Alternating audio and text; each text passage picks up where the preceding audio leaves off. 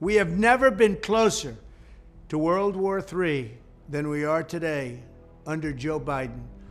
A global conflict between nuclear-armed powers would mean death and destruction on a scale unmatched in human history.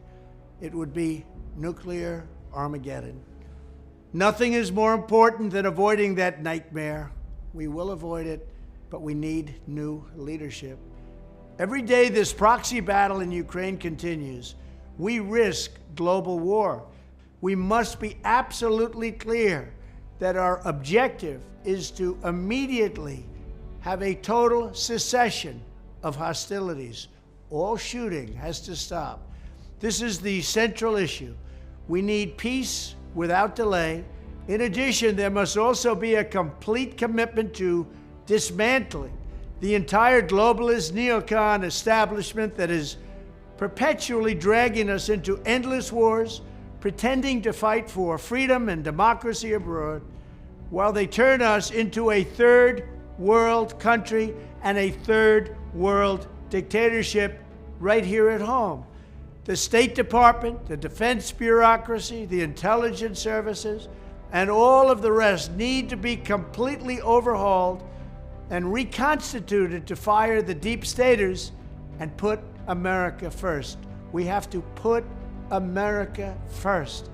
Finally, we have to finish the process we began under my administration of fundamentally reevaluating NATO's purpose and NATO's mission. Our foreign policy establishment keeps trying to pull the world into conflict with a nuclear-armed Russia based on the lie that Russia represents our greatest threat. But the greatest threat to Western civilization today is not Russia. It's probably, more than anything else, ourselves and some of the horrible USA-hating people that represent us. It's the abolition of our national borders. It's the failure to police our own cities. It's the destruction of the rule of law from within. It's the collapse of the nuclear family and fertility rates like nobody can believe is happening. It's the Marxists who would have us become a godless nation worshiping at the altar of race and gender and environment. And it's the globalist class that has made us totally dependent on China and other foreign countries that basically hate us.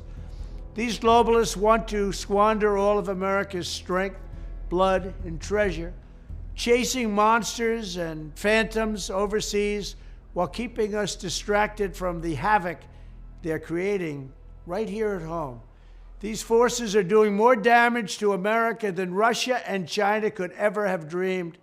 Evicting this sick and corrupt establishment is the monumental task for the next president, and I am the only one who can do it. I'm the only one that can get the job done. I know exactly what has to be done.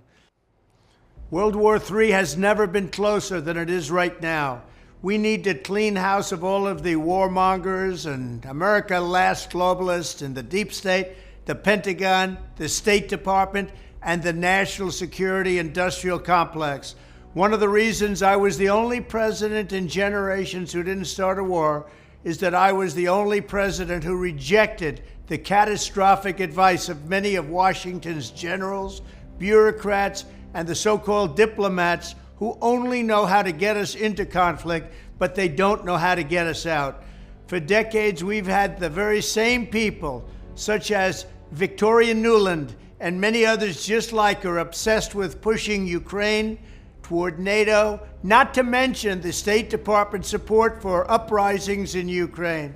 These people have been seeking confrontation for a long time, much like the case in Iraq and other parts of the world, and now we're teetering on the brink of World War III. Here in America, we need to get rid of the corrupt globalist establishment that has botched every major foreign policy decision for decades, and that includes President Biden, whose own people said he's never made a good decision when it comes to looking at other countries and looking at wars. We have to replace them with people who support American interests. Over our 4 years in the White House, we made incredible progress in putting the America Last contingent aside and bringing the world to peace.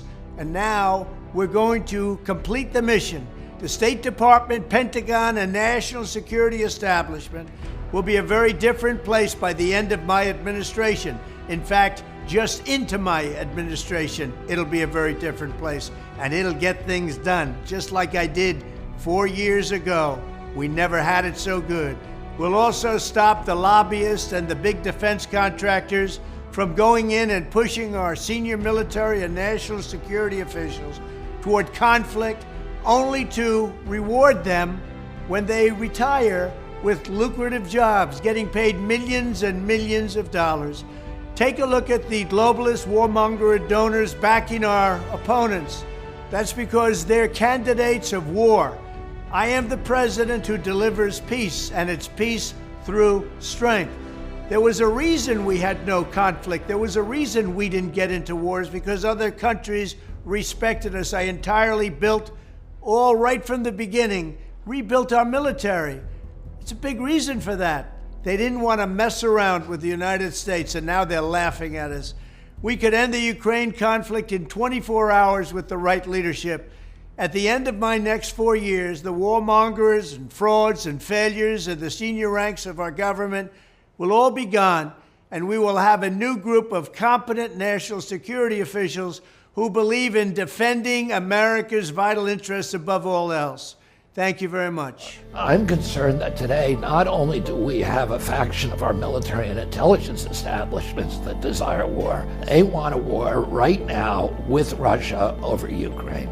Russia is the largest nuclear power on Earth. It has over 1,000 more nuclear weapons than we do, and many of them are better than our best weapons. President Biden came within an inch of giving authorization to the Ukrainians to use American-guided missiles to fire deep into Russian territory. In a big reversal, President Biden will now let Ukraine use long-range missiles supplied by the U.S. to hit inside Russia.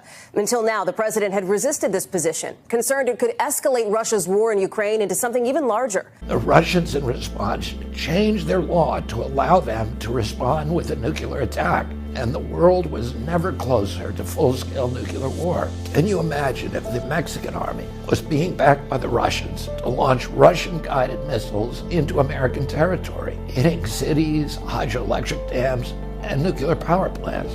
Would the USA attack Russia in retaliation? It would be a miracle if we did.